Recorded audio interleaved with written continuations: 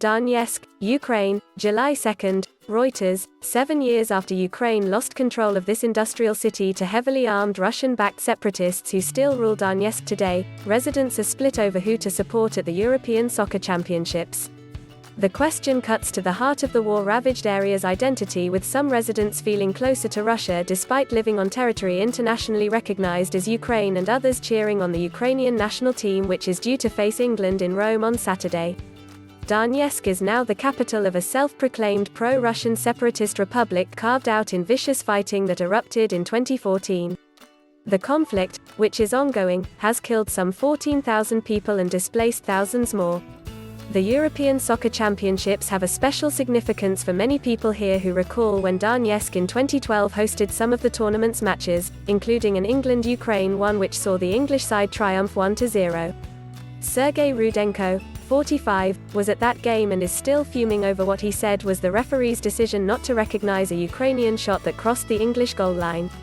"Maybe this time fairness will prevail," said Rudenko, dressed in a jersey of local team FC Shakhtar Donetsk. Others are thrilled at the prospect of a Ukraine-England rematch reminiscent of more peaceful times. "There are players from Donetsk on the Ukrainian team, so we support them," said 52-year-old Andrei Salko. "I cheer for strong teams. With the match coming up, we will be supporting Ukraine." Changing allegiance, other residents switched their sporting allegiance after the region's political transformation and supported the Russian national soccer team, not Ukraine, at the tournament. Russia was knocked out by Denmark last month in a 4-1 defeat. A general view of Donbass Arena before the Group D Euro 2012 soccer match between Ukraine and England in Donetsk, June 19, 2012. Reuters. Felix Ordonez, "It was bad when Russia, our guys, lost," said Denis, a 42-year-old construction worker.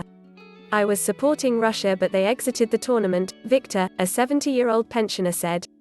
"Then I began to support France, but then they too were eliminated." Rudenko said this year's tournament made him nostalgic for 2012, the year Donetsk hosted some Euro matches. "We had signs on billboards, there were signs all over the roads, cars would honk. Now there is less of that," he said. Donbass Arena, once home to FC Shakhtar Donetsk, has not been in use since the fighting erupted in 2014. The conflict forced the club to play away from its home ground, and the area surrounding the once buzzing 52,000-seat stadium is now empty and unkempt. "It used to be ready to host matches, but so much time has passed since anyone has played there," said Viktor, the pensioner. "We don't even know what's there anymore." The Ukrainian government, which wants Donetsk and the wider region back, has used the tournament to try to unify the country.